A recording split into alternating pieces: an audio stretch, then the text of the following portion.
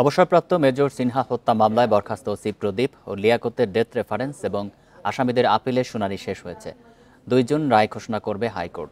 একই সাথে আরও 6 আসামির যাবজ্জীবনের আপিলেরও রায় হবে। বৃহস্পতিবার বিচারপতি মোহাম্মদ মোস্তাফিজুর রহমান ও বিচারপতি মোহাম্মদ সগির হোসেনের বেঞ্চ রায়ের এই দিন ধার্য করে। এর আগে শুনানিতে সিনহা হত্যায় কক্সবাজার আদালতের দেয়া রায় বহাল চান অ্যাটর্নি জেনারেল। 2020 সালের 31 জুলাই রাতে কক্সবাজার টেকনাফ মেরিন ড্রাইভের একটি তল্লাশি চৌকিতে পুলিশের গুলিতে নিহত হন সিনহা। পরে তার বোন আদালতে হত্যা মামলা দায়ের করেন। এ বছরের 13 ডিসেম্বর 15 জনের বিরুদ্ধে আদালতে অভিযোগপত্র জমা দেয় র্যাব। সেখানে সিনহা হত্যাকে পরিকল্পিত বলে উল্লেখ করা হয়।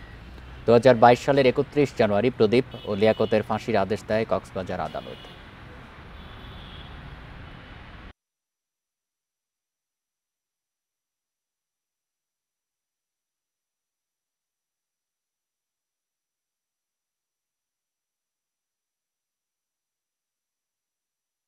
মেজর সিনহার জীবন দিয়ে আরও অনেকের জীবন রক্ষা করে গেছেন এই সমস্ত খুনিদের হাত থেকে। আমাদের প্রত্যাশা নিম্ন আদালতের রায় বহাল থাকবে, এটা আমরা প্রত্যাশা করি এবং সেই মর্মে আমরা সাবমিশন রেখেছি।